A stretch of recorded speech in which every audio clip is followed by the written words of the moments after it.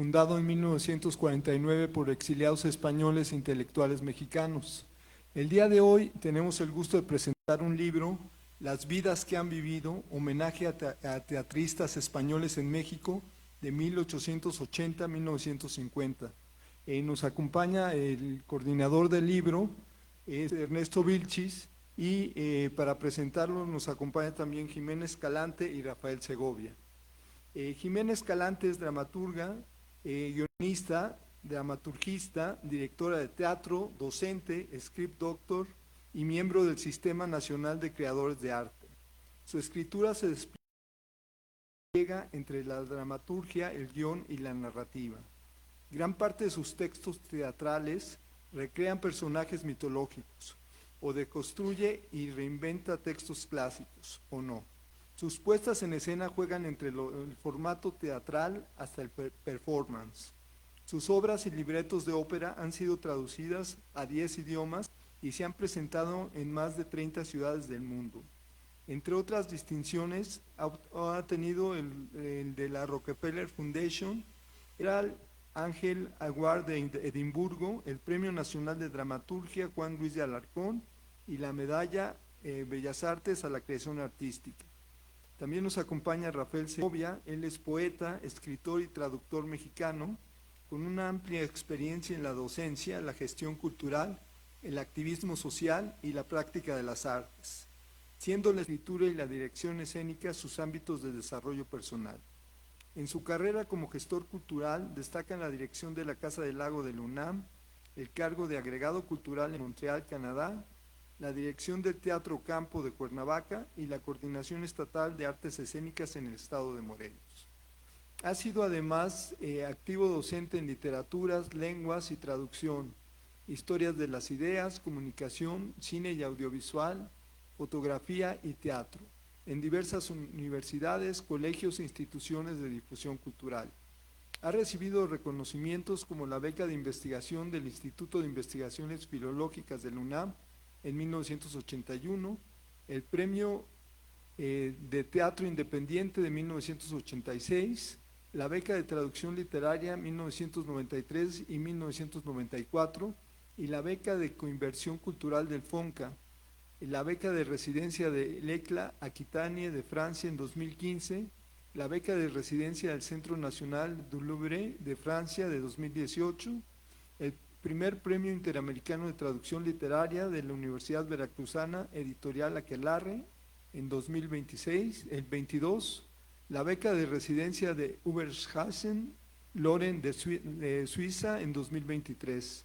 Entre sus trabajos literarios destacan Travesía de la Noche, de poesía del UNAM del 77, que se reeditó en 2023, Doble Espejo, un libro de poesía inédito, El Retablo de los Poetas, es teatro, La FIC de 1986, La Belleza que Matamos, que es una novela inédita de 2023, y los montajes teatrales de Diálogos con los Dioses de 84, Cabala Poética 85, La importancia de llamarse Ernesto de 1986, Pascua de 1987 y Excepto las nubes de 1992. Y bueno, y Ernesto Vilchis, tú eres el coordinador editorial, el responsable de que estemos aquí. Vilches, perdón, Vilches. Ernesto Vilches fue profesor de tiempo completo en la Facultad de Teatro de la Universidad Veracruzana hasta febrero de 2025. Cuenta con maestría y doctorado en literatura por el Centro de Investigaciones y Docencia en Humanidades del Estado de Morelos y la licenciatura en Ingeniería Química en la UNAM. Tiene una amplia trayectoria como actor, productor y director escénico, así como tallerista. Cuenta con experiencia docente a nivel superior, con materias relacionadas como semiótica, fenomenología, técnica de la voz, marketing cultural, desarrollo de proyectos, historia y literatura. Fue coordinador de la licenciatura en Educación Artística de la Universidad Veracruzana y primer coordinador del cuerpo académico Inter y Transdisciplinaridad en las Artes Escénicas. Asimismo, se desempeñó como coordinador del programa de seguimiento de egresados de la Facultad de Teatro de la Universidad Veracruzana. Y para comenzar, pues, le damos la palabra a Rafael. De acuerdo.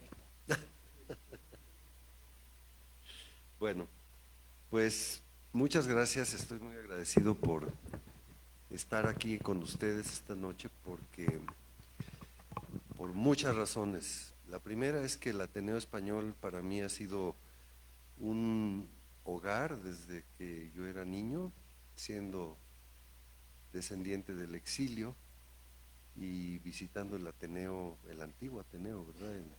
Desde que tenía yo la edad de 5 o 6 años, ¿no? La otra porque para mí el teatro es una actividad absolutamente in- in- importante y esencial. Desgraciadamente no practico el teatro tanto como me hubiera gustado, lo practiqué durante unos cuantos años, pero para mí ha sido siempre algo muy cercano. La otra es que en este lugar estoy reencontrando a mucha gente que para mí es muy querida y muy cercana. Y también que estoy aquí con mi amigo Ernesto Vilches, que tuvo la amabilidad de invitarme a presentar esto y que pues eso es un rasgo de confianza porque no sabe lo que voy a decir aquí. No, sí sé, pero me aguanto. Ok, bueno, golpes no, ¿eh? No.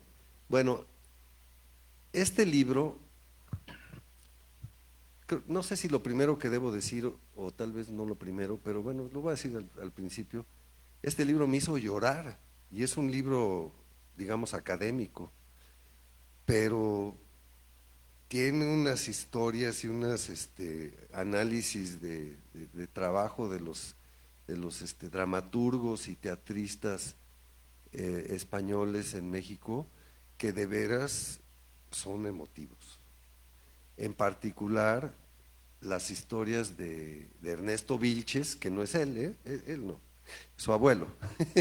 La historia de Ernesto Vilches, la historia de Álvaro Custodio, que ahora les digo por qué para mí Álvaro Custodio es muy importante, y la historia de Ofelia Guilmain, que es una maravilla también, ¿no?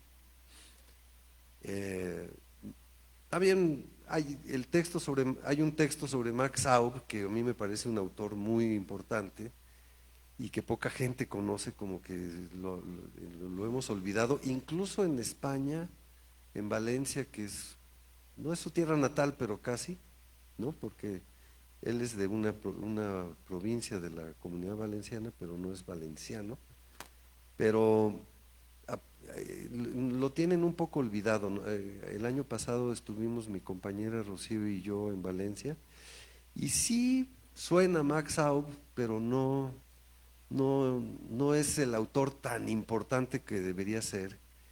Y yo creo que en realidad, entre otras cosas, es porque fue un autor completamente crítico, fue un autor que toda la vida estuvo totalmente del lado de la justicia, de la libertad, del socialismo, de todo esto. Era un verdadero republicano, ¿no? Y, y escribió cosas muy fuertes. Entonces, yo creo que esa es una de las razones, porque como ustedes saben, España sigue todavía dividida entre los rojos y los fachos, ¿no? O sea, eso no hay duda. Y bueno, entonces, este libro contiene una serie de capítulos muy diversos entre sí, porque algunos son efectivamente una memoria familiar, como es el caso de Jimena Escalante, que escribe sobre su abuelo, de Ernesto Vilches, que escribe sobre su abuelo.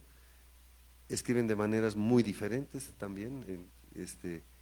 Y luego viene una serie de artículos más académicos, pero al mismo tiempo muy entrañables. En particular, como les digo, este texto sobre Max Aub a mí me pareció muy importante y me reveló la existencia de una obra que yo no conocía y que es fundamental, que es una obra que se llama San Juan, y es la historia, no sé si ustedes han oído hablar de ese episodio de la Segunda Guerra Mundial, en que hubo un grupo muy importante de varios cientos o creo que llegaron a miles de judíos que se embarcaron en un transatlántico tratando de llegar, creo que primero trataron de llegar a Israel, ¿no? Si no me equivoco,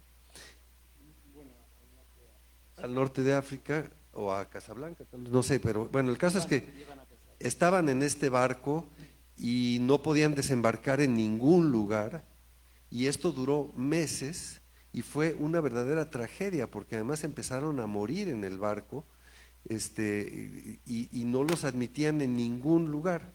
Y este episodio fue tan terrible que en los anales de la historia fue el mensaje que desencadenó la creación del Estado de Israel después, de la vergüenza que tuvo el mundo de haber permitido esta injusticia tremenda.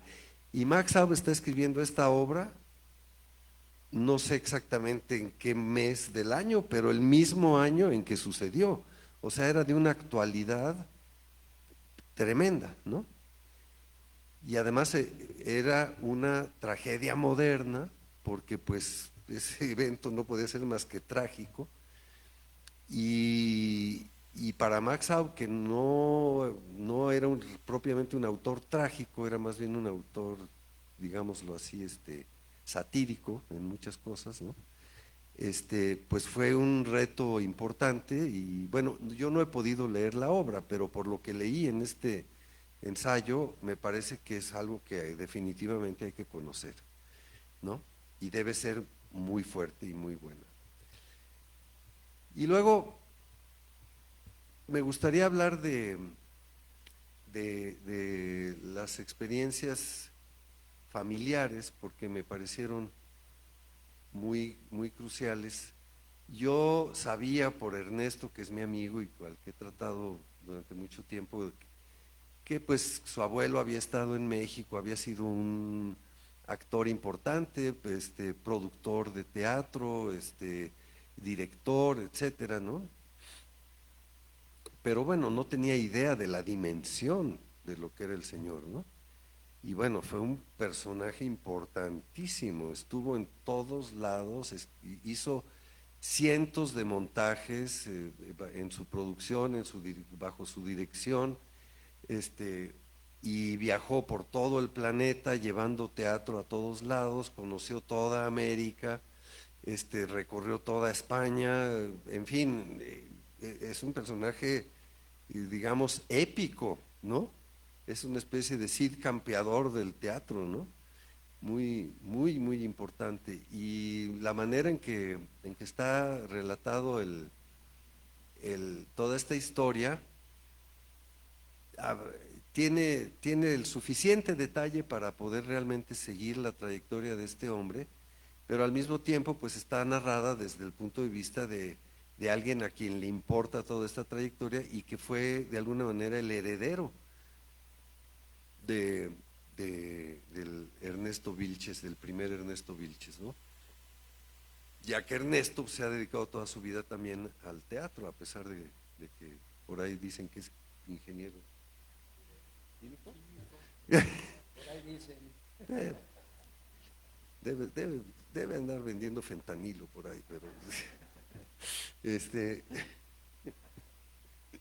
entonces pero sí me pareció un texto crucial porque mucha gente pues no tiene memoria de eso, ¿no? Además, claro, yo creo que la vida de Ernesto Vilches, por el mismo hecho de haber recorrido tantos países y tenido tantas experiencias diversas, etcétera, etcétera, como que no dejó una huella tan sustanciosa, tan durable, no dejó una marca profunda como la que dejó Álvaro Custodio, por ejemplo, o Ofelia Guilmain en México, ¿no? Que sí fue un trabajo de presencia, ¿no? Se adueñaron de su territorio en México, ¿no? Entonces, pues esa historia me pareció muy importante conocerla y me pareció muy entrañable también y la manera en que está escrita y pues espero que todos lean esa historia porque sí, de veras, además nos demuestra un poco algo que todos tenemos que tener presente, que es que pues la España de principios del siglo XX fue una especie de experimento cultural impresionante, maravilloso, porque pues pasó de ser un país 95% rural, donde prácticamente había muy pocas instituciones culturales, periódicos, etcétera, que se fueron desarrollando durante el siglo XIX, lentamente, esporádicamente, aisladamente, en diferentes focos de crecimiento, y de pronto la generación del 98 y la generación del 27 son una explosión inigualable, ¿no? Fue algo muy importante y justamente estos personajes de los que estamos hablando aquí pues son parte de todo esto, ¿no?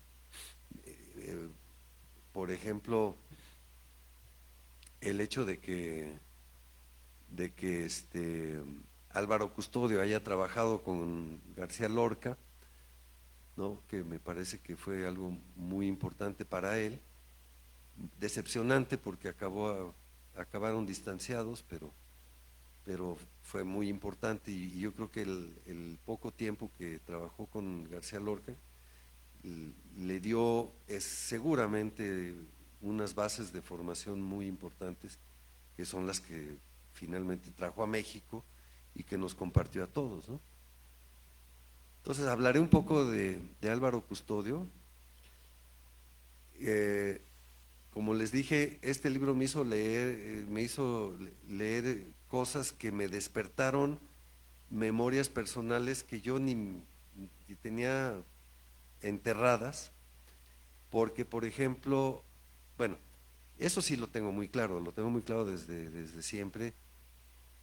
Mi amor por el teatro, mi decisión de alguna vez en mi vida hacer teatro, nació cuando yo tenía, yo creo que 6 años de edad o 5, porque pude ver un montaje de La vida es sueño en el convento de Acolman, hecha por Álvaro Custodio, que fue una verdadera maravilla. Porque en ese montaje Álvaro Custodio aprovechó toda la estructura arquitectónica del convento, esto se hacía al exterior, y entonces aprovechaba los balcones, las terrazas, las escalinatas, todo lo que era la arquitectura del convento, y en todos lados aparecían escenas con actores maravillosos. Bueno, creo que fue López Tarso el que hizo Segismundo, ¿no? Sí, creo que sí, ¿no? O sea, sí, era algo impresionante aquello, ¿no? Y claro, yo vi eso siendo niño y me quedé diciendo, ¿cómo se puede hacer esto, no?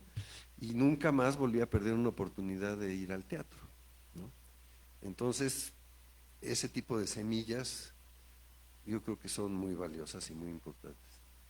Y no debe haber sido, yo no debo haber sido el único que recibió esa semilla, ¿verdad? Debe haber habido muchísima gente a la que Custodio le trajo el teatro español, ¿no? Y bueno, a mí me extraña algo que voy a comentar aquí y que tal vez Jimena nos podrá contestar después, que es que según lo que leí en el texto de Jimena, que está muy bien, obviamente muy bien documentado porque conoció muy bien a su abuelo, no te hagas, pero cuenta que cuando Custodio estaba entre las filas del teatro, ¿cómo se llama? El de García Lorca, en la barraca del García Lorca, en algún momento le fue a proponer a García Lorca que por qué no montaban una obra más contemporánea, un O'Neill, por ejemplo, ¿no? Y que García Lorca se enfureció y le dijo, ¿cómo crees que vamos a llevar eso a los campesinos españoles y todo esto, ¿no? Y a mí eso me hizo pensar que era muy raro que entonces que Álvaro Custodio en México no se haya orientado hacia un teatro más contemporáneo, ¿no? Obviamente escogió, fue una decisión profesional, digamos, de hacer la compañía de teatro español, ¿no? Que después se fue la compañía de teatro clásico, y hacer traer a México todo este teatro que, pues, aunque debe haber habido ya seguramente montajes anteriores de obras de Lope de Vega o de o de Calderón o de incluso de nuestro ¿cómo? No, ¿cómo se llama? De Juan Ruiz de Alarcón, por ejemplo, etcétera, ¿no? Y bueno, lo que sí era muy tradicional eran los famosos Don Juanes, ¿no?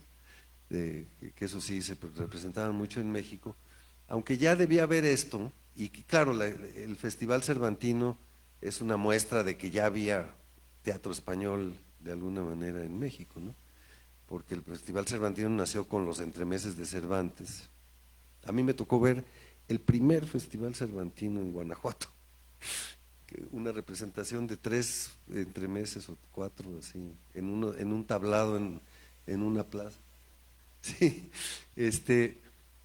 pero lo que hizo Álvaro Custodio fue esencial, porque si pensamos en cómo nació el teatro contemporáneo en México, nació con gentes como José Luis Ibáñez, como Héctor Mendoza, como Luis de Tavira, como...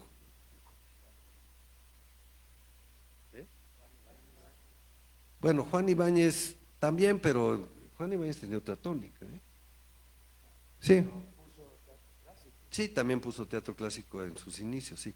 Pero todos ellos empezaron haciendo teatro clásico, ¿no? Don Gil de las Calzas Verdes, las Bizarrías de Belisa, el Escondido en Palacio, o sea, bueno, una retahíla de teatro clásico, pero montado con una estética contemporánea, que eso era lo interesante, ¿no? Donde había escenografías de Leonora Carrington y de, bueno, todo este movimiento de poesía en voz alta también, en donde muchas de las cosas que se representaban venían del teatro clásico español, ¿no?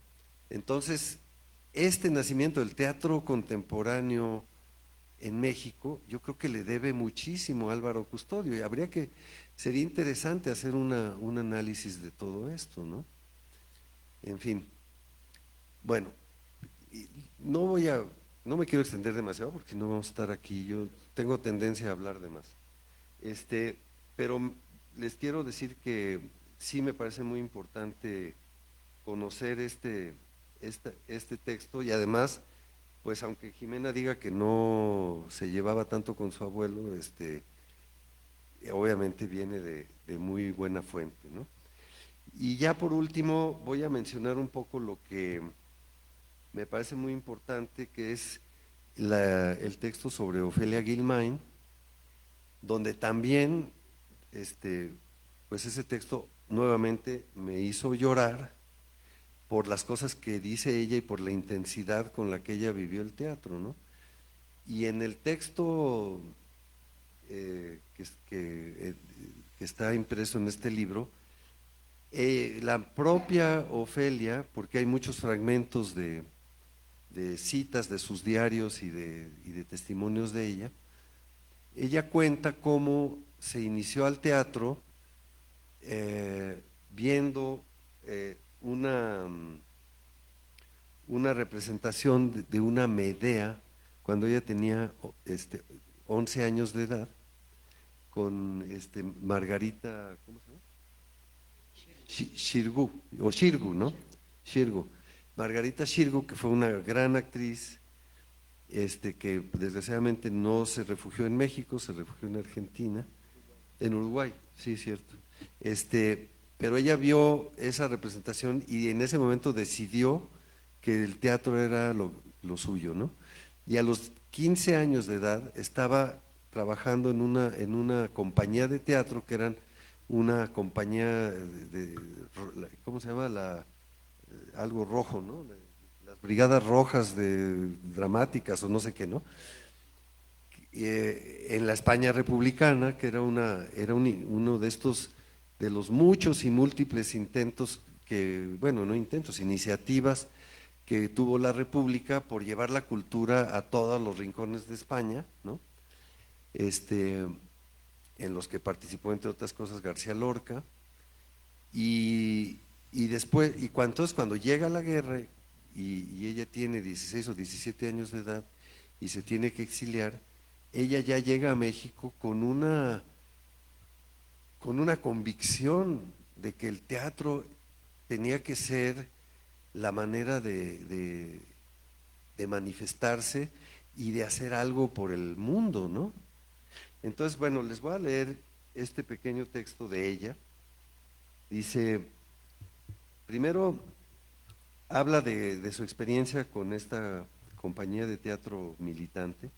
Dice, ahí, en esa noche cerrada en las trincheras de Valencia, encima de aquel tabladillo de fortuna, al cumplir mis primeros 15 años, juré a los cielos entregar mi vida al arte.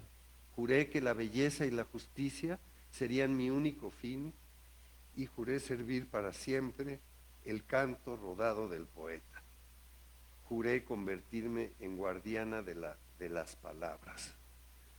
Y bueno, cuando alguien empieza su vida profesional con esa afirmación, pues no puede ser más que grandiosa, ¿no?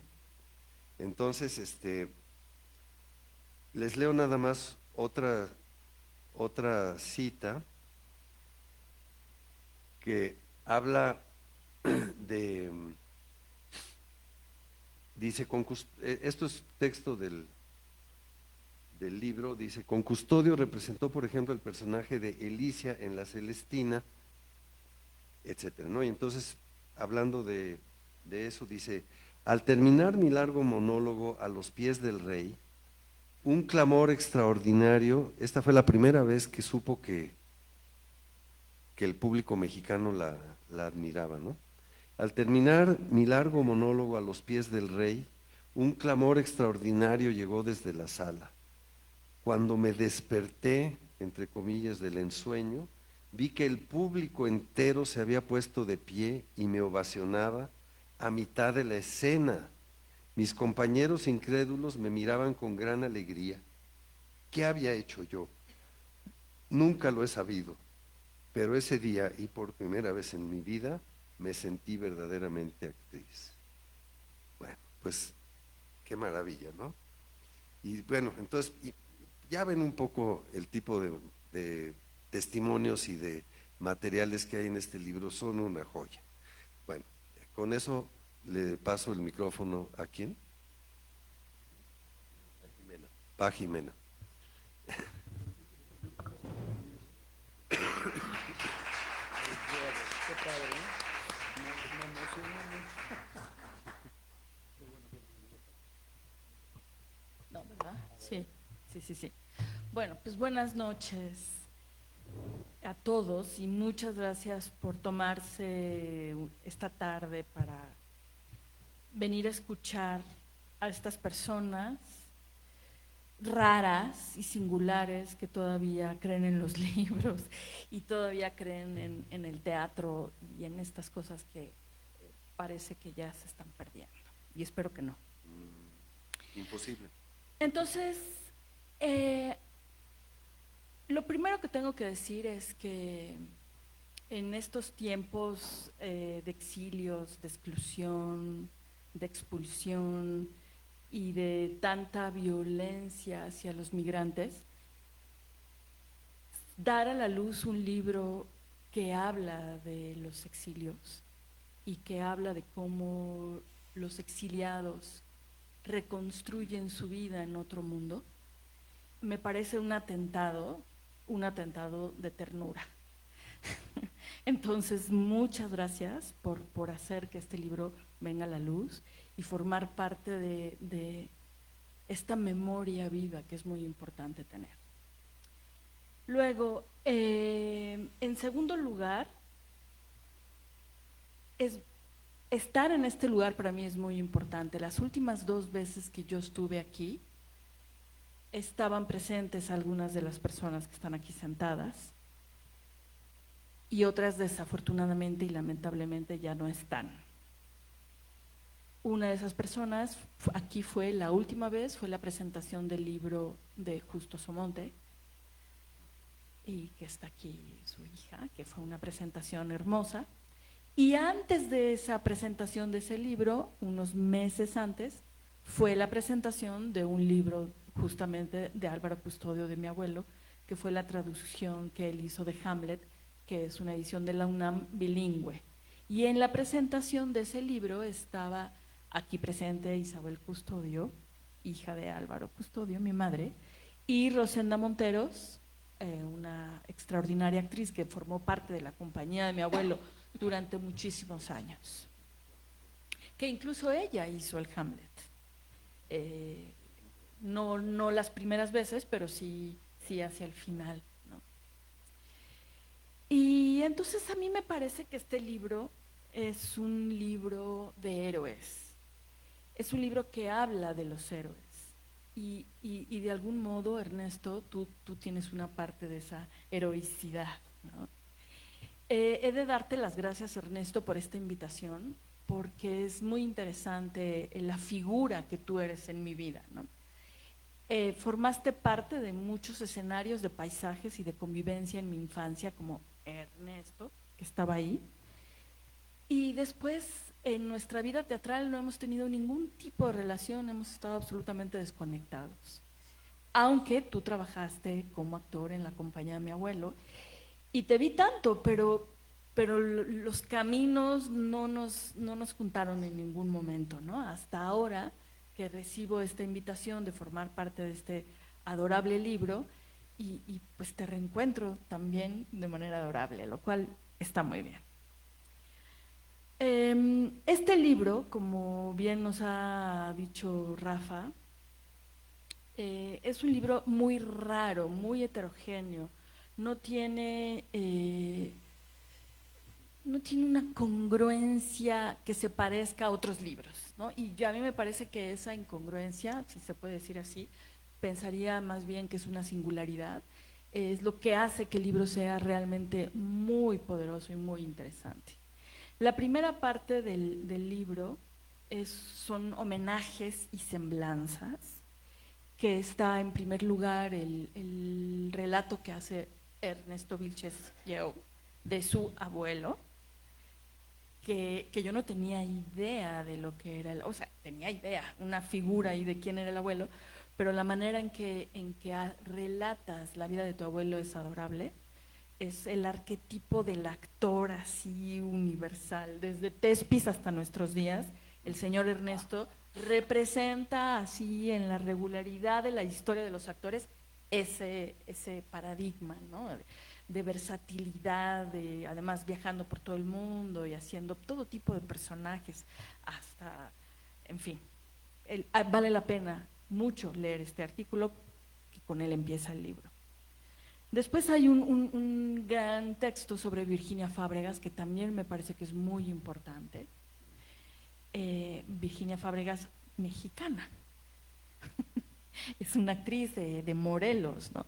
Pero el paradigma digamos que el exilio de Virginia Fábregas, lo que es interesante es que es una mujer que rompió verdaderamente todos los paradigmas, ¿no? De una creadora teatral, por no decir de una mujer, por supuesto. Y luego está un texto muy interesante que escribe Luis Mario Moncada sobre los hermanos Pastor, que para mí también este fue un gran descubrimiento. Yo aprendí mucho en este libro, aprendí muchas cosas que no sabía, recordé cosas que había olvidado, como lo de Maxau, que lo platicaba con Rafael, que en su momento cuando yo era estudiante de teatro era mi gran autor, mi paradigma de creación, y ahora no tengo ni siquiera un libro de él en mi casa, ¿no? Lo tengo completamente olvidado y borrado, ¿no? Entonces, recuperarlo ha sido muy importante. Bueno, entonces los hermanos Pastor son unos hermanos que llegan a México con una compañía, sus padres son actores, y son una compañía, la familia son una compañía de teatro itinerante y se cruzan con la Revolución Mexicana, se cruzan con un conflicto con Victoriano Huerta y con los carrancistas y los meten a la cárcel y están metidos en la cárcel. Esta familia de actores, bueno, por lo menos los hermanos, 3 hermanos ahí en el contexto de la Revolución Mexicana, actores españoles. Salen de manera muy extraña de la cárcel y ella, que es un personaje fascinante, Felicidad Pastor, además, qué nombre tan hermoso, tan destinal, y ella es, según este texto, la primera directora de teatro en México. Se decía que Nancy Cárdenas había sido la verdad, la primera directora de teatro en México, y aquí nos estamos dando cuenta que es esta mujer española interesantísima. Y después viene un texto que escribo yo sobre mi abuelo, del cual hablaré después. La segunda parte del libro es una parte muy literaria e incluso académica, yo diría. Y en primer lugar está este texto sobre Max Aub, que es realmente un descubrimiento fascinante, donde efectivamente lo que se rescata es la escritura de Max Aub de esta obra, San Juan, que es muy bien. Después hay un texto sobre Ramón José Sender, que también es un autor de un portento y de una fuerza intelectual alucinante, editor también, periodista, intelectual y dramaturgo, ¿no? Con una obra sobre Hernán Cortés y otro texto que yo no conocía, que me parece un título también muy interesante, Jubileo en el Zócalo, ¿no? Que dan muchas ganas de leerlo. Y después hay un texto sorprendente, rarísimo, de Juan Pablo Heras, que es un académico de la Universidad Complutense, que había escrito un texto sobre Álvaro Custodio sobre Cervantes, los textos de Álvaro Custodio y las adaptaciones de Álvaro sobre Cervantes. Pero después él descubrió un texto secreto que no conocemos nadie en la familia, y que de hecho no se consigue, y que para poder leer este texto hay que ir a Madrid, a la biblioteca de la Fundación Juan March, para leer una adaptación que él hizo sobre Pedro Páramo.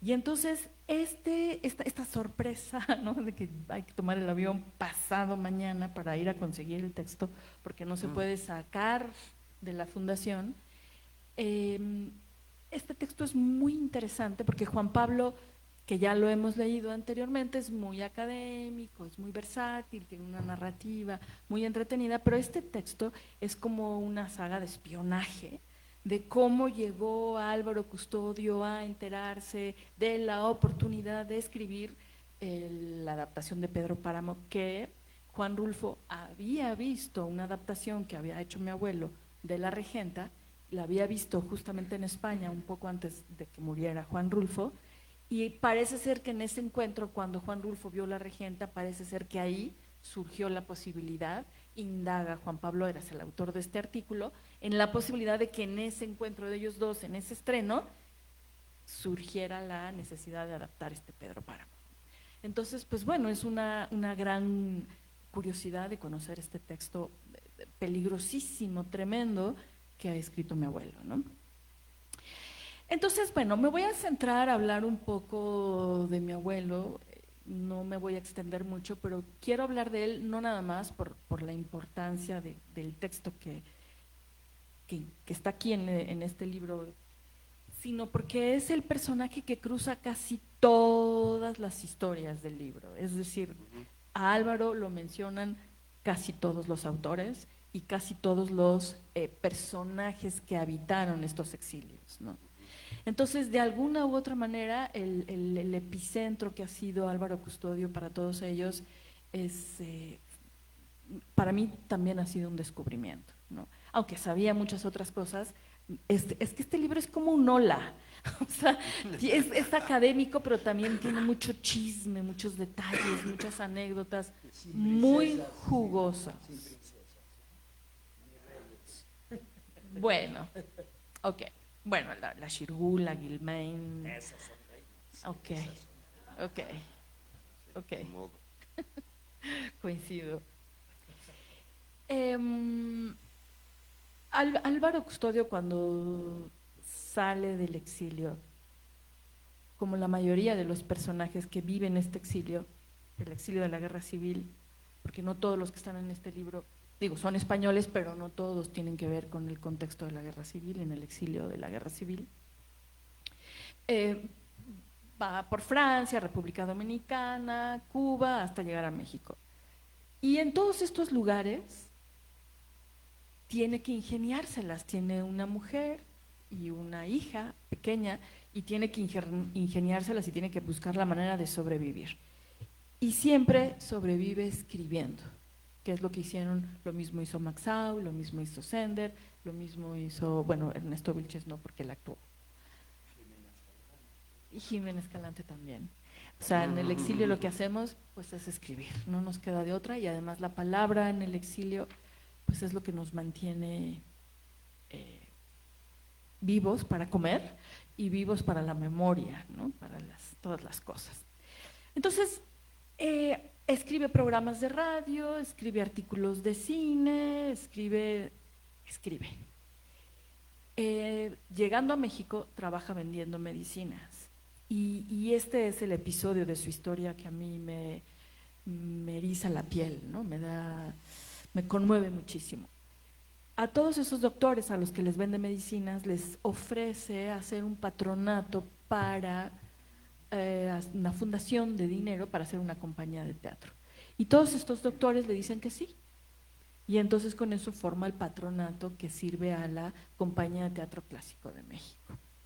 Entonces, a tu pregunta, que la verdad esa pregunta yo no la puedo responder, a lo mejor aquí mi madre nos puede contar, pero yo puedo leer entre líneas que la responsabilidad de atraer el teatro clásico a México era para él mucho más importante que incluso los autores contemporáneos que él admiraba y que de alguna manera estudiaba, ¿no?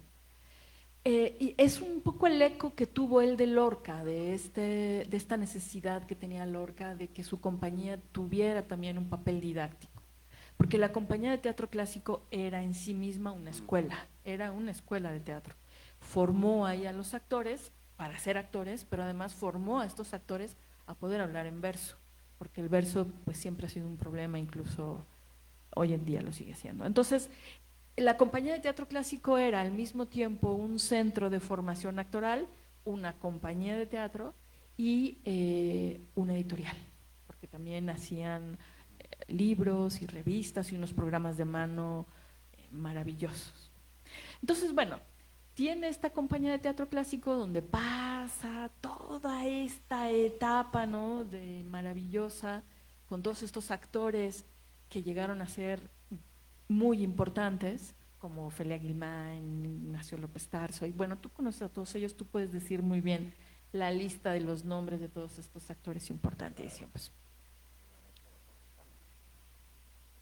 Porque tú estuviste en el famoso Hamlet, con una anécdota que ahorita nos lo vas a contar. No, tú cuéntala, pues es tuya. Y después una larga vida con muchísimas historias y anécdotas, regresa a España con la muerte de Franco y vive en el Escorial y ahí forma una compañía de teatro amateur en uno de los teatros más hermosos del mundo, que es el Real Coliseo del Escorial, un teatro hermosísimo, y es una compañía amateur con el farmacéutico del pueblo, la de la cafetería de los churros, los amigos del pueblo, y ahí hace esta compañía, esta adaptación de La Regenta, que viene al Festival Cervantino y luego se presenta en el Festival, creo que de Cádiz o en el Festival de Mérida, en fin, fue una adaptación teatral que, aunque estaba hecha con una compañía amateur, tuvo una vida muy importante, tan importante que cuando la vio Juan Rulfo, que la llevó a ver en España, le dijo: oye, pues adapta mi obra, ¿no? Entonces eso es ¿por qué es secreta esa obra de Juan Rulfo? Bueno, porque es de las últimas cosas que él escribió. Son sus últimos textos y hay una gran cantidad de textos de él que no hemos podido recuperar, que él donó mucha parte de su material, toda su biblioteca, a una biblioteca en Estados Unidos. Entonces hay mucho material que la familia todavía no tenemos. Parte importante de su carrera en México fue el cine. Y esto también es una cosa muy interesante porque él empezó escribiendo crítica de cine. Y escribiendo crítica de cine, escribió un manual como los que hay ahora de cómo escribir un buen guión de cine. Y entonces unos productores de teatro le dijeron, oye, pues ya que tú sabes cómo se escribe un buen guión de cine, ¿por qué no lo escribes? Y escríbelo para mi novia, que era Ninón Sevilla. Y entonces ahí escribió toda esta saga del cine de rumberas, que él inicia el cine de rumberas en México, que son una saga como de 7 películas. La más conocida, la más importante hasta ahora, Aventurera, ¿no? Aventurera y Sensualidad, y también De Amor se canta, que es la primera que escribió eh, siguiendo su propia metodología de cómo escribir un guión, ¿no? Y bueno, entonces él tenía toda esta vida con exiliados fascinante, porque por un lado en el mundo del cine estaba Luis Buñuel, con quien no sabemos hasta ahora que haya trabajado, pero con quien mantenía un vínculo muy importante, con Leonora Carrington, que hizo el Don Juan Tenorio, la escenografía del Don Juan Tenorio, creo que hizo otros vestuarios y máscaras para otras cosas, y pues el mismísimo Max Aub, y bueno, y en fin, toda esta tribu de exiliados que sacaron mucho jugo en México. México los recibió muy bien, los aceptó muy bien. Esta casa, gracias a esta casa, en esta casa fue la primera obra que él hizo, la hizo en esta casa, que fue una petición justamente del Ateneo Español. Y entonces, pues, en este recinto han pasado la historia de la mayoría de las personas que están contadas en este anecdotario extraordinario. Entonces, para no extenderme y no hablar de más, Álvaro Custodio efectivamente es un personaje central, no nada más en el teatro mexicano, lo es también en el cine mexicano, lo es en el exilio español. Y este libro es un libro que tiene la letra muy chiquita, no va a ser fácil de leer, desgraciadamente, pero vale muchísimo la pena porque es muy entretenido.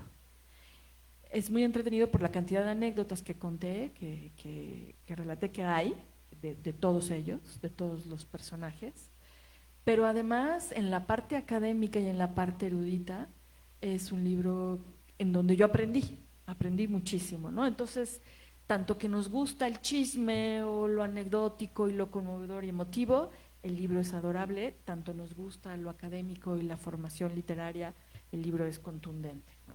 Entonces, muchas felicidades, Ernesto, por el afán de hacer este libro, por insistir, porque además no ha sido un proceso, tú ahora nos lo contarás, no fue un proceso rápido, no llevó mucho tiempo, los participantes, recolectarlos y los textos y corregir, en fin, sabemos lo que es un libro, pero además un libro tan heterogéneo, tan diverso y con esta singularidad, ¿no? Entonces no ha sido una tarea fácil, pero aquí estamos, un 2 de abril del 2025, recordando a estos exiliados que en mi modo de ver son unos héroes. Gracias.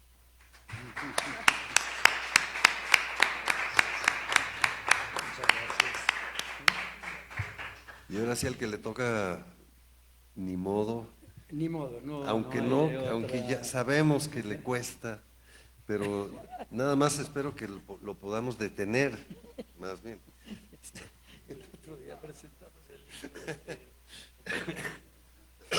Esto, bueno, muchísimas gracias por estar aquí con nosotros, pero gracias que me han emocionado profundamente tus palabras. ¿Está abierto el micrófono? Sí, pero Me lo acerco, ¿no? sí. Entonces, solamente voy a explicar cómo se concibió este libro, siendo que yo soy el nieto de ese señor al que hizo tanta referencia. ¿Cómo te llamas? Sí, Rafa. Curriato. Curriato. Yo me encontré en una ocasión unas maravillosas memorias que escribió mi abuelo, que se llamaban, o se llaman, Las vidas que he vivido, haciendo referencia a una nieta adorada, la primera nieta que tuvo, madre de esta señora que está ahí delante, ¿verdad? Y de Mariana y de Carlos. Y le dedica un libro que son sus propias memorias y que le invitan a llevarla a efecto en Radio Nacional de España, una de esas radios de la época del franquismo y todo esto, en donde le dicen: don Ernesto, ya tiene usted que contar sus vidas porque usted ya es muy mayor. Efectivamente, él murió al año siguiente de haber terminado de escribir estas vidas. Y sí, ustedes lo van a ver. Lo que hago yo es una paráfrasis, no es otra cosa. Es decir, yo escuchaba muchísimo a la yaya, a la abuela, tía mía y abuela de esta niña, y les escuchaba mucho hablar del abuelo, pero en casa no se hablaba de teatro.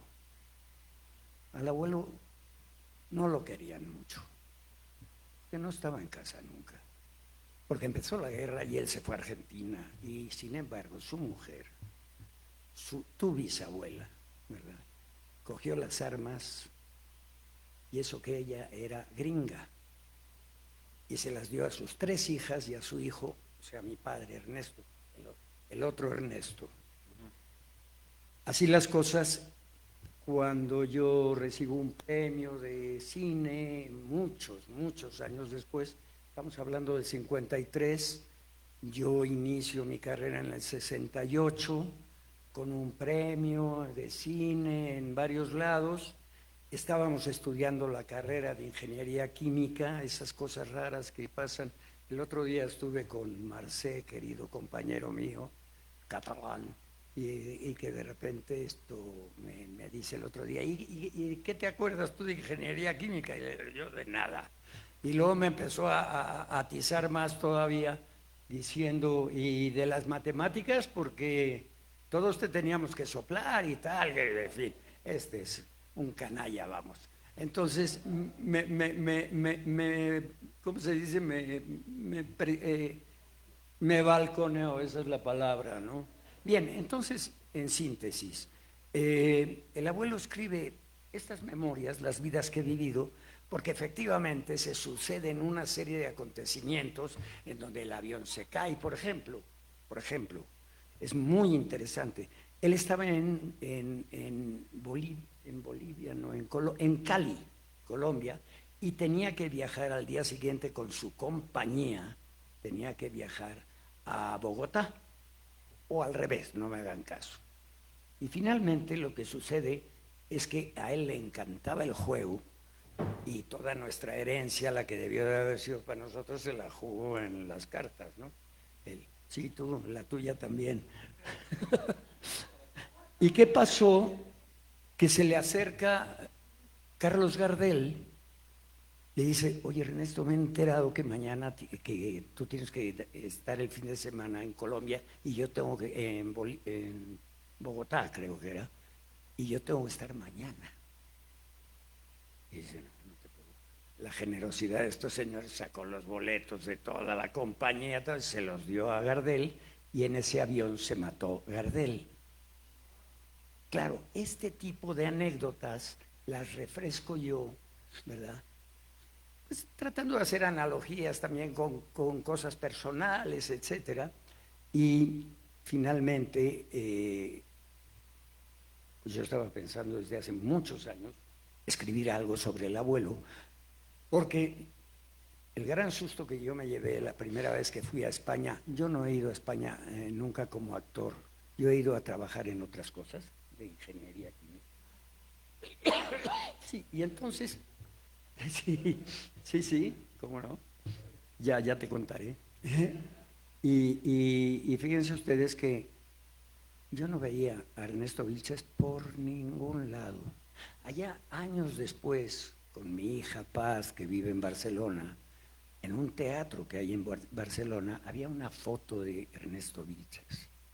y casi como que me pareció, pues, ¿quién sería la dueña del teatro? ¿Sería la amante de mi abuelo? ¿Qué onda? Porque no se le veía por ningún lado. Y empecé a comunicarme, ahora que me puse a trabajar en la Universidad Veracruzana como catedrático en todo lo que ya leíste, no voy a decirlo. Y ahí se me ocurrió, ¿por qué no le hacemos un homenaje a nuestros viejos? Y empecé a escribir, a tirar de pluma, pero parafraseando al abuelo, ¿de acuerdo? Es decir, agarrando todas las anécdotas y bueno, anotándolas. Están claramente definidas, distinguidas unas de otras, las que son mi voz y las que son la voz del abuelo. Y una vez que con un señor que estaba aquí hace un ratito que me ayudó a hacer una investigación más a fondo para atizar más estas memorias, quedamos en que teníamos que hacer este libro, pero hablando no solamente del abuelo, sino de aquellos, como bien lo han dicho los dos, y ya no lo voy a repetir, ¿verdad? Como todos aquellos que vinieron entre el 1890, y la muerte de mi abuelo, que fue en 1953. Un poquito después la de Maxao, la de ¿quién es más? Bueno, no importa. El caso, entonces, es que se me ocurre, digo, estoy rodeado de puros artistas, de puros teatristas, les llamo yo aquí en el libro, y como teatristas no estoy hablando solamente de actores, que en todo caso sería lo mismo, lo mío, ¿no? Sino dramaturgas, poetas, traductores, etcétera. Y yo quise reconectarme con todos ellos. Bueno, no con todos ellos, porque son 10,000. Tengo aquí un listado de los que llegaron, ¿verdad? De los coetáneos míos que trabajamos aquí en el Ateneo Español 100,000 veces, ¿verdad, Aida? Y que son mis coetáneos, no contemporáneos, porque sí son coetáneos, porque trabajamos juntos. Y yo tuve la suerte de trabajar con Álvaro.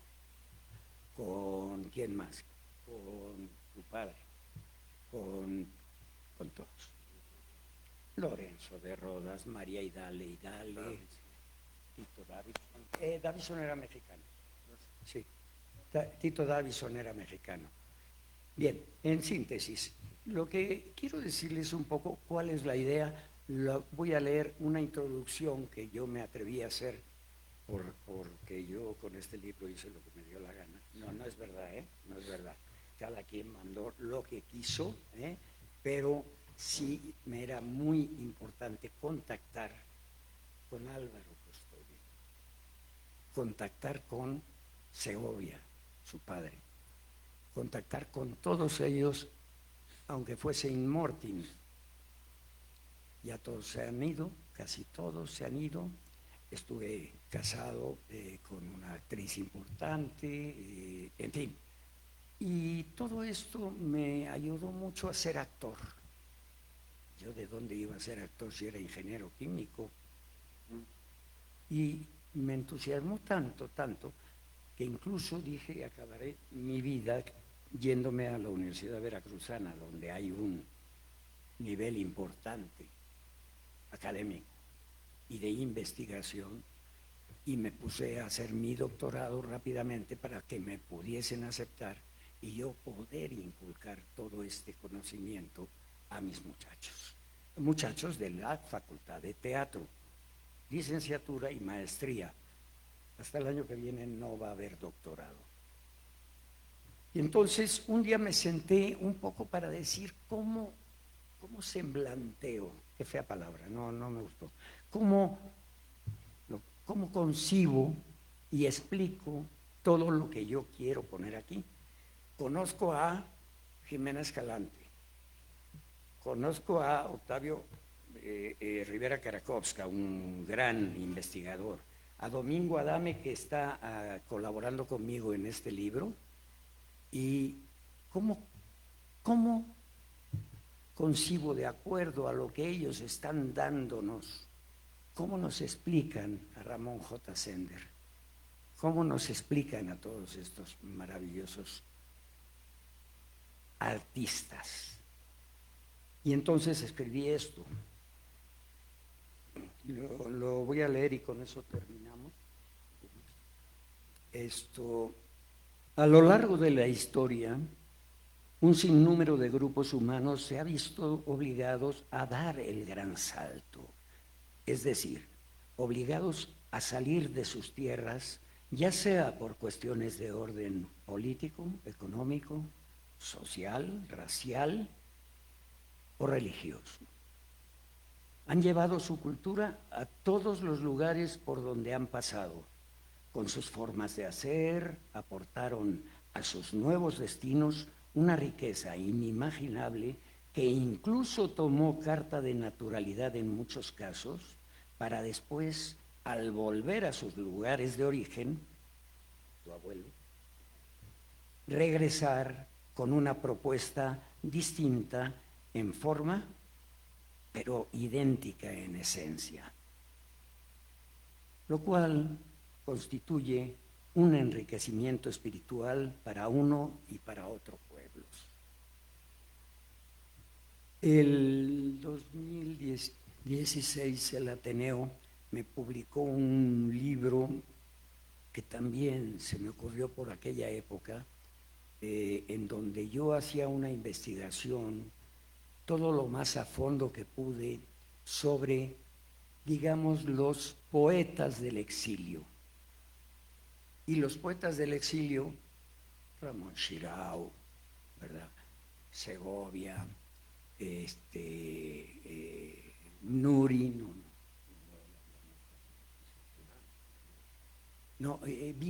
vivos, totalmente vivos. Es decir, pasé una noche tomando cerveza con tu padre y él contándome cómo salió por Marruecos, tal. Todo eso no tenía otro sentido más que el siguiente: demostrar que el ser humano, a través, en nuestro caso, de las artes, es capaz de revelarse a sí mismo en la medida que va fluyendo su vida. Por ejemplo, cuando tú eres poeta o pintor o músico o lo que hayas de ser, ¿verdad? Cuando eres muy jovencito, hablas de la maravilla del amor, el amor joven, el amor de la secundaria, el primer amor, vamos a ponerlo así. Inmediatamente después viene la Guerra Civil Española. Creo que esto te lo he contado a ti, Belén. Viene la Guerra Civil Española y yo digo, voy a hablar con estos señores, Nuria Parés, en fin, Federico Patán, que también ya falleció, el último. Nada más nos queda Angelina Muñiz Huberman. Creo que es de ese grupo. Había 18 poetas catalogados por investigadores como poetas importantes del exilio. Y lo que yo trataba de demostrar, porque en realidad no era un libro, era mi tesis de doctorado en literatura, era tratar de demostrar cómo, si yo en este momento empiezo a escribir poesía o me comunico a través de la poesía y empieza una guerra, esa santa guerra, ¿verdad?, me va a expulsar tarde o temprano, me va a lanzar a lo ignoto, a lo totalmente desconocido. Y estos señores, entonces yo los iba a entrevistar, a todos los conocía desde pequeños por el Ateneo, algunos por mi padre, a otros, y por Justi y por Chimi, mis primos. Entonces yo les preguntaba, pero a ver, cuéntame qué tipo de poesía escribías cuando ya estabas subido en un barco y volteabas, como la anécdota de Pedro Garfias, cuando le dice al capitán del barco del Sinaya, le dice, quiero pedirle un gran favor. En el momento que estemos en el meridiano, quién sabe cuál, no me acuerdo cuál era el meridiano, pues, entre España y México, que es toda esa investigación que hizo Enriqueta Tuñón y Conchita Ruiz Funes, ¿verdad? ¿Qué es lo que va a pasar en mi interior para que yo justo en medio de la nada pueda escribir un verso? Y ese verso es, ese poema no es un verso, ese poema es entre España y México. Qué hilo tan fino, en fin.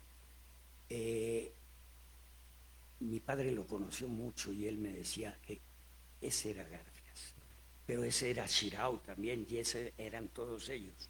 Y al llegar aquí, tristes, sin saber a dónde habían llegado, bla, bla, bla, ya nos lo has contado tú y lo seguirás contando mucho tiempo, porque tú llegaste igual en esas condiciones, pero cada quien se reflejó de una manera distinta.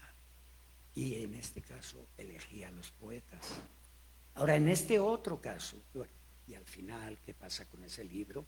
Ese libro lo único que hace es demostrar del dolor terrible de la salida de España. Porque 10 minutos antes ellos huían de las bombas, de los obuses, de los tanques, de los bombardeos. Ellos huían de eso. Entonces ya escribían de otra forma, ya escribían de otra manera.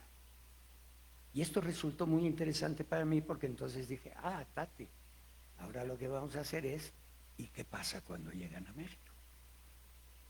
Y empiezan a escribir sobre el exilio. ¿Qué es el exilio? ¿Qué es México? ¿Qué es esa chica tan guapa, morenita y esto y tal? Esa era la poesía de ellos. Pero la idea de una tesis, en este caso no era una tesis, era un trabajo de doctorado, consistía en demostrar que cuando llegamos a la línea de los 60 y tantos años, ¿verdad? Resulta que empezamos a escribir nuevamente de sangre, de bombas, de bombardeos. Y eso se hace profundamente dramático. Ese libro, yo trabajaba en el Ateneo, creo, en aquel entonces. No, porque lo hubiera hecho más grande y más bonito. Esto, pues resulta que me lo publicó el Ateneo Español. Bueno, entonces, ya para concluir, en 2016 di el antecedente. El Ateneo Español de México publicó un libro que se llama Un retrato de ida y vuelta. ¿Se entiende el concepto de retrato de ida y vuelta? Entonces, todo esto dedicado a los poetas españoles que llegaron a tierras americanas en las mismas circunstancias y al mismo tiempo que los teatristas que aquí reconocemos. Entonces, un listadote aquí de artistas, de actores, de directores, y todos esos artistas con los que nos invitamos a soñar juntos, como soñaron aquellos que creyeron en la aventura, en un viaje en el que nos imaginemos como viajeros del tiempo, viajeros del reencuentro, aventureros del porvenir, del ir y venir a punto de abrir el telón del teatro de nuestro volar. De este viaje que reiniciamos juntos con el recuerdo de los que empezaron antaño y de la mano de aquellos que los seguirían hogaño.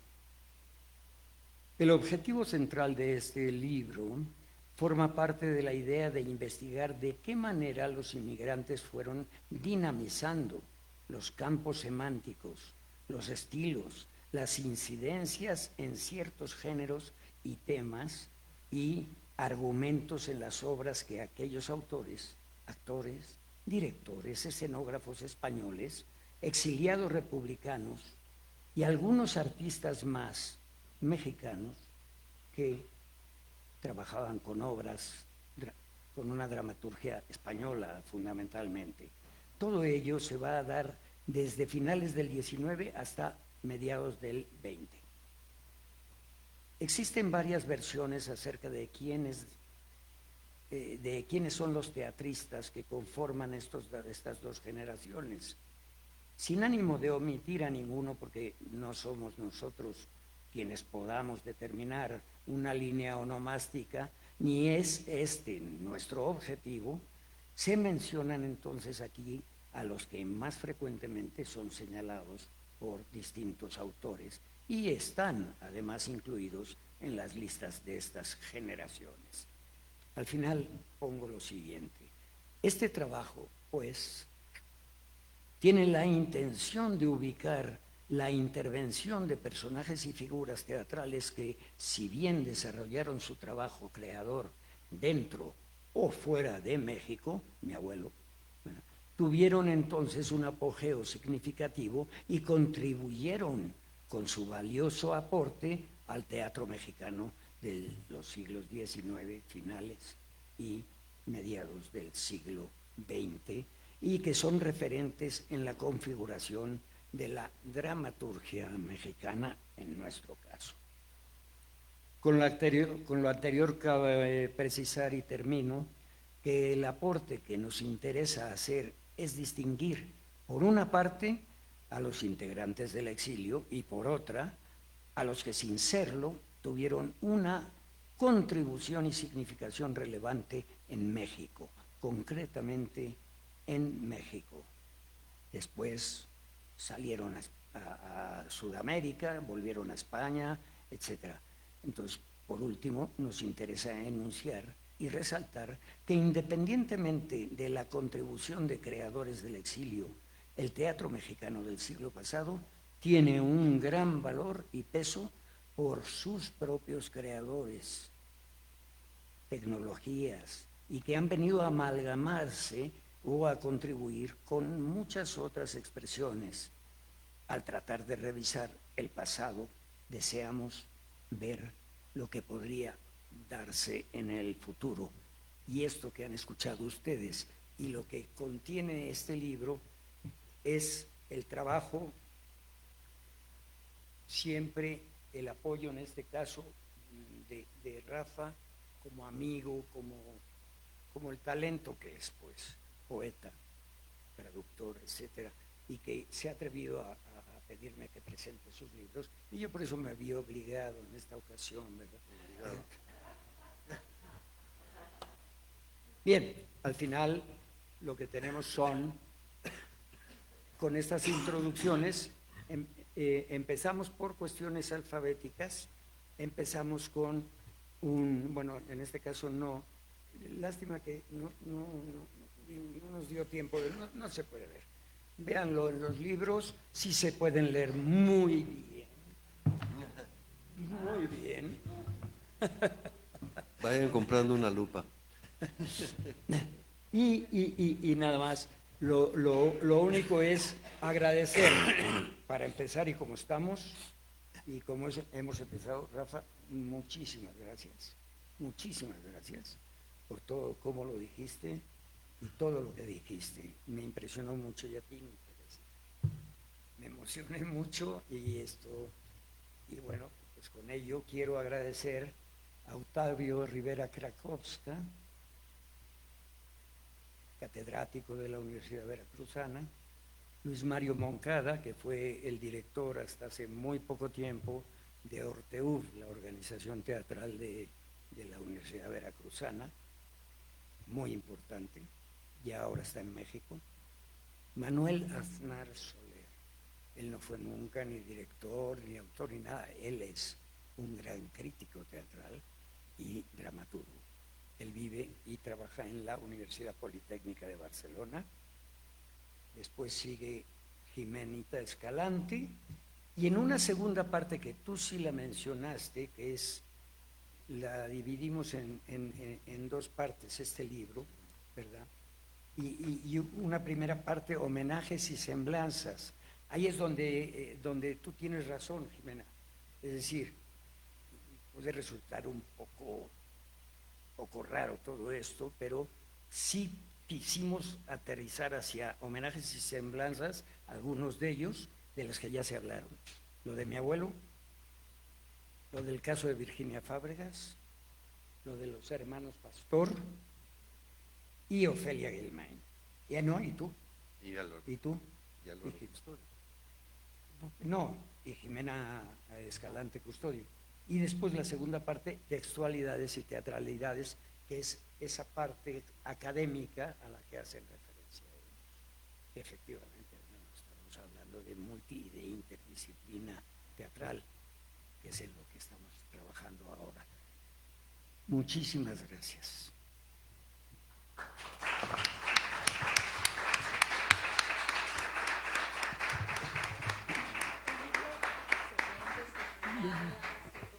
Yo digo, tú digo.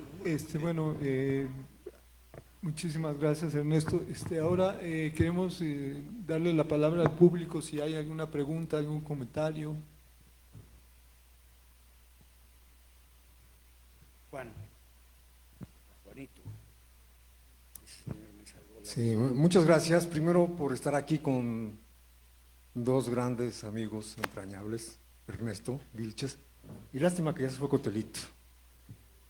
Tuve el gusto de conocer al papá de Ernesto, pero la pregunta es, Jimena, ¿tu Álvaro Muñoz Custodio, a él te referías? Y de Rafael Segovia, tuve el honor de conocer a un Rafael Segovia Canosa en el Colegio de México. Es de tu papá, creo, ¿no? No, tío. Un investigador extraordinario. Es mi tío. ¿Ese es cuánto? Gracias, Juan. Muchas gracias. ¿Quién más? Cotelo quiere hablar, sí. Cotelo quiere hablar. Sí, sí. Y el muchacho, el jovencito que está junto a ella.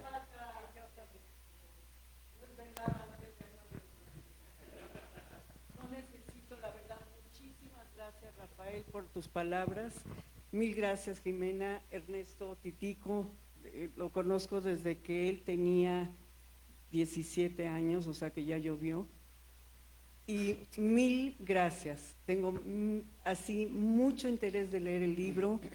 He escuchado mucho y creo que es un gran honor de conocer a gente tan importante y que voy a recibir y voy a tener una gran experiencia de lo que está en este gran esfuerzo.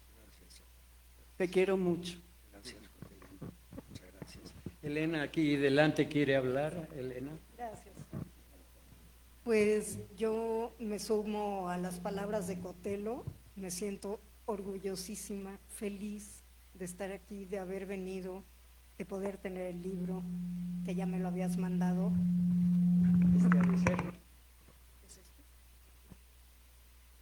Ya. Y nada, agradecimiento total de las palabras de cada uno. Fueron así súper conmovedoras. Y que hablaras de mi padre. Rocío no puede hablar, pero ¿qué tal? ¿Bien? Yo lo sé, es broma. Bueno, el ingeniero químico quiere hablar también, así que aquel de la chamarra, el viejito que está allá, Se me cayó el pelo antes que a ti. de la Academia Hispano-Mexicana, y ella del Vives, no, de la Academia también. No, de la Academia. Los dos de la del Academia. Vives. Tú del Vives. Ella del Vives. Y matemática, o sea que tampoco es matemática, nada. No, bueno, ya me platicarás tus aventuras en áreas de ingeniería química. Sí. Pero bueno, me da orgullo ser Nos conocemos, ¿qué tendría? 8 años. 14. No, ¿Menos? estábamos en la academia los dos. Tú ibas 2 años arriba de mí. Ahí estudiaste, ¿no, Isabel? En la Academia. Ah, ¿no? Era. Estábamos en la academia, en la primera primaria de Reforma. Sí, allá arriba, claro. No, primero la de abajo. La de abajo, la de aquí. Sí. Así es, y después nos fuimos más arriba. Y desde entonces, claro, tú no te acuerdas de mí porque yo era chiquito. Sí, me acuerdo porque ya eras calvo desde entonces. Y tú, pues ya, yo sí me acuerdo de ti porque eras de los grandes. Entonces, bueno, Bueno, felicidades, Ernesto. gracias. Me da mucho gusto. Muchas gracias, muchas gracias. Albertito, gracias, muy amable.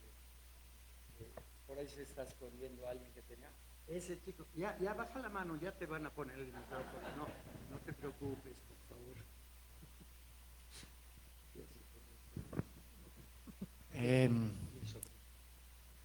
Yo soy su sobrino,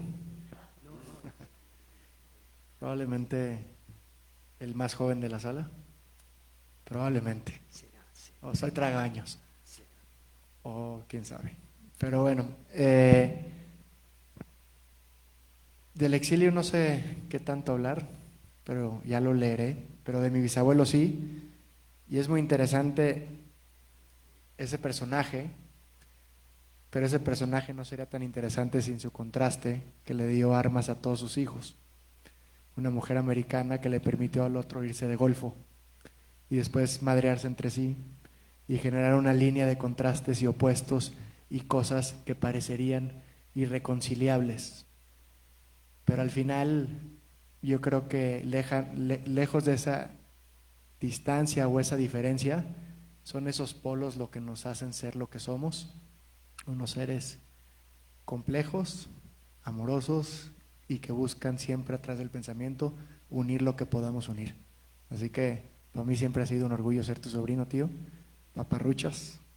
Y nada, no somos tantos Vilches, pero aquí habemos algunos. El cuento de Navidad, ¿verdad? Era muy chico este hombre. Trabajábamos Germán Robles y yo. Y me llamaban el paparruchas estos. Paparruchas. Muy bien, muy bien. Bueno, yo nada más quiero decir una última cosa que me parece muy importante. Este tipo de libros suelen tener, no digamos poca difusión, sino una difícil difusión. Entonces, sí me parece muy importante que los que ya entramos en contacto con este contenido, que sí me parece muy importante, en la medida en que conocemos gente que le puede interesar, hay que promoverlo, hay que llevarlo con otras gentes, hay que presentarlo en otros lugares, presentarlo con otros públicos. Sí, y bueno, por lo visto está publicado por la Universidad Veracruzana, entonces... Y está de venta aquí. ¿Está de venta aquí? Sí, si está de venta en el Ateneo ya lo hace más fácil, no hay que ir hasta Jalapa, ¿verdad? Pero creo que es muy importante pensar en las consecuencias de una publicación, porque por ejemplo, bueno, no tienen por qué saberlo, pero el primer libro que yo publiqué en mi vida se quedaron 500 ejemplares dormidos en la bodega de la UNAM durante 40 años. Por eso yo mandé imprimir 7 nada más. Sí. Mexican no peddlers, como decía un amigo. Entonces sí, hagamos ese esfuerzo colectivamente. Uy, Además es tercera llamada. un excelente libro, se antoja mucho leerlo. Bueno, es aparte de la historia del teatro, de los personajes, del exilio, del Ateneo, todas estas historias entrelazadas, tantas anécdotas tan interesantes, pues sí se antoja mucho leerlo. Seguramente, bueno, le daremos muy buena difusión aquí por parte de nosotros, lo recomendaremos mucho, haremos alguna nota en las redes sobre la recomendación para que se acerquen a este libro. Y pues bueno, hay que también que sirva para fomentar más el teatro, ¿no? Y también recuperar en este espacio lo que fue en algún tiempo el teatro aquí en el Ateneo. Sí. Bueno, y no está de más, y eso se lo paso al costo al editor del libro, pues tratar de llevarlo a España de alguna manera, ¿no? Pues sí. Ya tengo...